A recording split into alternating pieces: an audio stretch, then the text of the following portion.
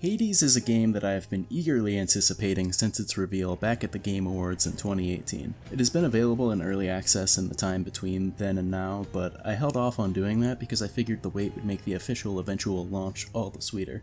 Lo and behold, I was not disappointed. Hades is a wonderful dungeon-crawling roguelite where you assume control of Zagreus, the prince of the underworld, who is trying to escape to the human realm. The wildly satisfying combat system feeds perfectly into an addicting gameplay loop. When this is woven together with blood-pumping music, stunning visuals, and a charming cast, Hades shapes up to be an experience that I won't be forgetting anytime soon.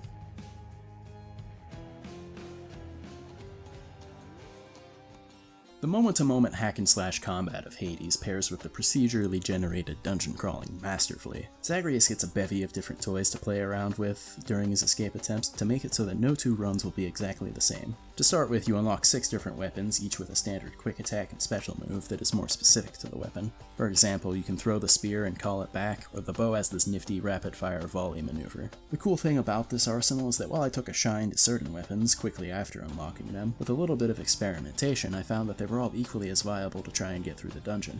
The game also encourages you to switch it up by offering an upgrade point bonus for each weapon on a different escape attempt. So at one point it might be the bow that's offering the bonus, and then on your next attempt it might be the sword.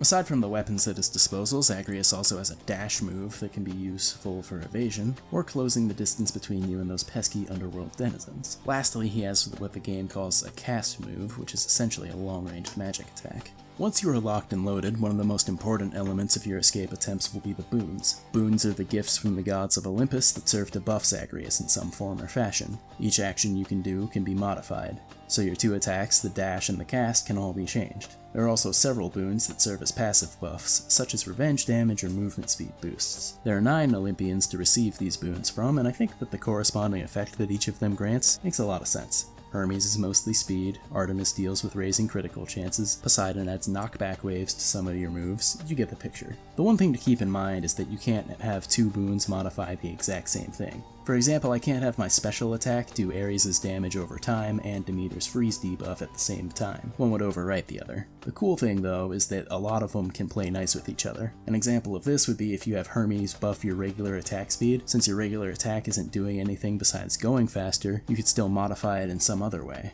So say if you have your regular attack speed boosted and get a reflect from Athena, you have the potential to be quite hard to damage. Exploring the dungeon is also loads of fun. Normally you will be given the choice between 2 doors, each one will tell you what the prize for clearing the room beyond is. These prizes vary from boons to max HP upgrades to varying different currencies that will either help you in your current escape attempt or permanently upgrade something back at the House of Hades once you die. The game also kept me on my toes as well. Every time I hit a point that I thought I was getting comfortable, I'd make enough progress for there to be another interesting wrinkle added into my next escape attempt, be it a modification to a boss battle or some other point of fascination. Aside from the crazy amount of variety, I believe that the gameplay's other biggest strength was that I never felt like I was being walled by some kind of impossible task. Even if I happened to die at the same boss on a few attempts, I always felt like I was getting better, which just amplified the urge to jump right back into another run that much more.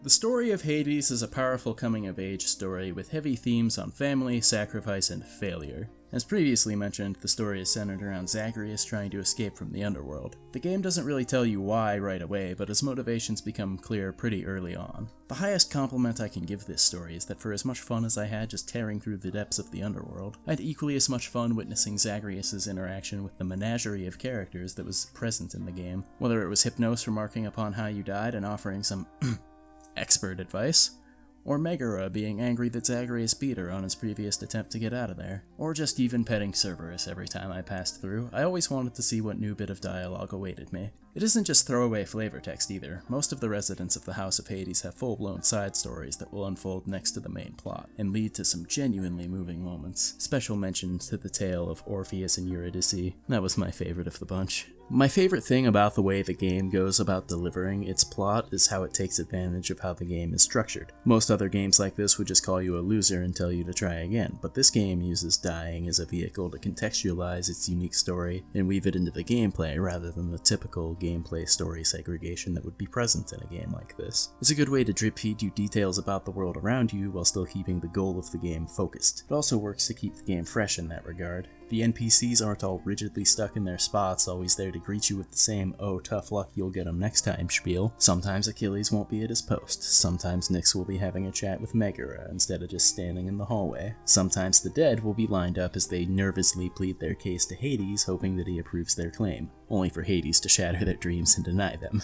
Other details like the ever-changing featured house servant picture in the lounge go a long way to make the land of the dead feel oh so alive.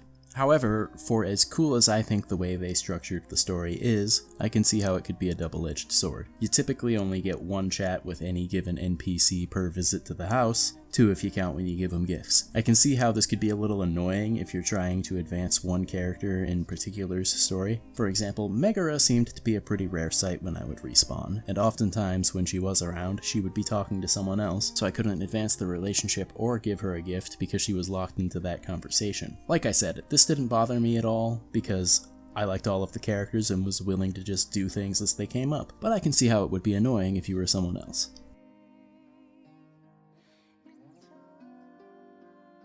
Hades makes use of Supergiant's signature hand-drawn art style to bring the underworld and its denizens to life. The environments come together wonderfully. Each area that Zagreus treks through feels very distinct from one another. Tartarus feels understandably like a massive old-school prison, complete with torture devices and other odd pain-inflicting contraptions. Asphodel is the typical fire and brimstone you'd expect when you hear someone say the word "the underworld" to you, but I feel like it's the best-looking version of this kind of environment that I've seen in a long time. It probably helps that instead of being muted and overpowered by a thick layer of smog like so many similar to it, the colors actually pop.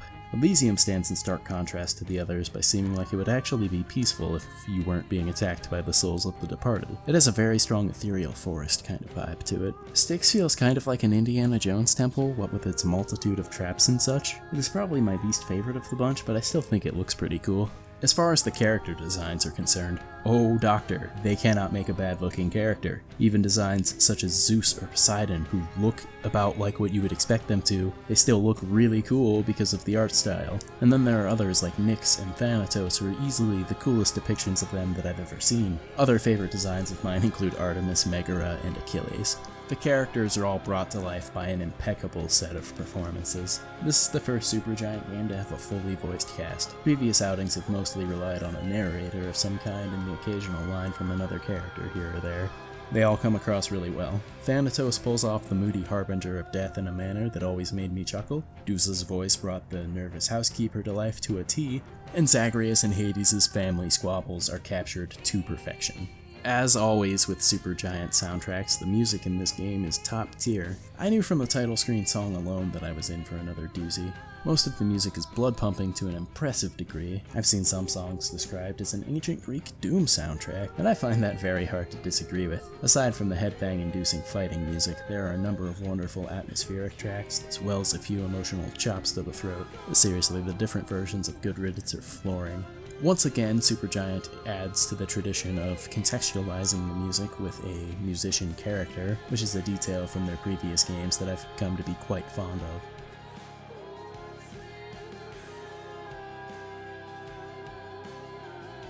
I don't think it would be very hard for me to say that Hades is a must-play. It's one of the best games that's come out this year. Roguelikes aren't even typically my thing, and I still love this game, so if you think that that might be something that turns you away, I recommend giving it a shot anyway. And if you are a fan of roguelikes, well, this one is excellent and play it as soon as you possibly can. There's a level of polish and love and care put into this game that, quite frankly, you'd be lucky to find in a AAA game these days. It's very much the culmination of several elements from all of Supergiant's previous games, weaving themselves together for an addicting gameplay experience, with an equally enjoyable world and story that held me captive for well over 50 hours. And given that I still haven't seen everything there is to see, there may truly be no escaping this game.